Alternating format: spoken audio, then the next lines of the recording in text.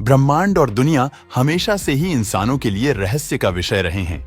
आम लोगों के मन में पृथ्वी के संबंध में अनेक प्रश्न अवश्य होते होंगे, जैसे पृथ्वी की उत्पत्ति कैसे हुई, यह दुनिया कैसे अस्तित्व में आई, पृथ्वी का जन्म कब और कैसे हुआ, पृथ्वी कैसे बनी, पृथ्वी की संरचना कैसे हुई। इस तरह के सवालों का जवाब जानने के लिए हर कोई उत्सुक रहता है। तो चलिए हम बात करते हैं पृथ्वी का जन्म कैसे हुआ। लगभग आज से 10 अरब साल पहले अंतरिक्ष में बहुत से गैस एक साथ मिलने से भयंकर विस्फोट हुआ था। इससे आग का एक विशाल गोला बना, जिसे हम सूर्य कहते हैं। धमाका इतना जोरदार था कि चारों तरफ धूल के कण और गुरुत्वाकर्षण बल की वजह से यह कण छोटे छोटे टुकड़ों में परिवर्तित हो गए। कई सालों के बाद यह कण आपस में जुड़ने लगे और कुछ समय बाद सौर मंडल का जन्म हुआ। वैज्ञानिकों का मानना है कि 5 अरब साल पहले पृथ्वी का तापमान लगभग 1200 डिग्री सेल्सियस था। ऐसे समय में धरती पर सिर्फ उबलता हुआ लावा, चट्टानें और कई जहरीली गैसें ही हुआ करती थीं। ऐसे में पृथ्वी पर जीवन का अस्तित्व होना असंभव था। पृथ्वी की उत्पत्ति के समय थिया नाम का एक ग्रह 50 किलोमीटर की गति से पृथ्वी की तरफ बढ़ रहा था। यह गति बंदूक से निकली गोली से 20 गुना ज्यादा होती है। ऐसे में जब थिया ग्रह पृथ्वी की सतह से टकराया तो जोरदार विस्फोट हुआ। हजारों साल के अंतराल के बाद गुरुत्वाकर्षण की वजह से पृथ्वी से निकला कचरा एक गेंद के रूप में बन गया, जिसे हम चंद्रमा कहते हैं। इस प्रकार चंद्रमा की उत्पत्ति हुई। पृथ्वी की उत्पत्ति के बाद अंतरिक्ष में बची शेष चट्टानें पृथ्वी पर गिरने लगी। इन चट्टानों में अजीब प्रकार के क्रिस्टल होते थे, जिन्हें आज हम नमक के रूप में इस्तेमाल करते हैं। आपको जानकर हैरानी होगी कि इन चट्टानों के अंदर मौजूद नमक से समुद्र का पानी बनता है, जिससे धरती के समुद्र के रूप में ढेर सारा पानी इकट्ठा कर लिया।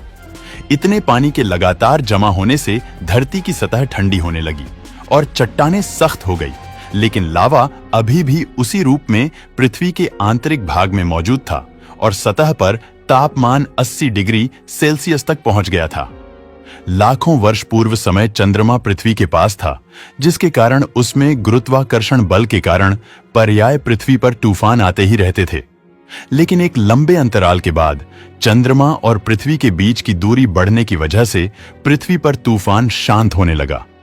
धरती पर लगातार ज्वालामुखी फट भी रहे थे और साथ ही उल्का पिंडों की बरसात भी हो रही थी। उल्का पिंडों के माध्यम से पानी और नमक के साथ साथ अन्य पदार्थ भी पृथ्वी पर आ रहे थे, जिसमें से कार्बन डाइऑक्साइड, अमीनो एसिड आदि पदार्थ भी शामिल है, जो हर जीव जंतु और पौधे में मौजूद होते हैं।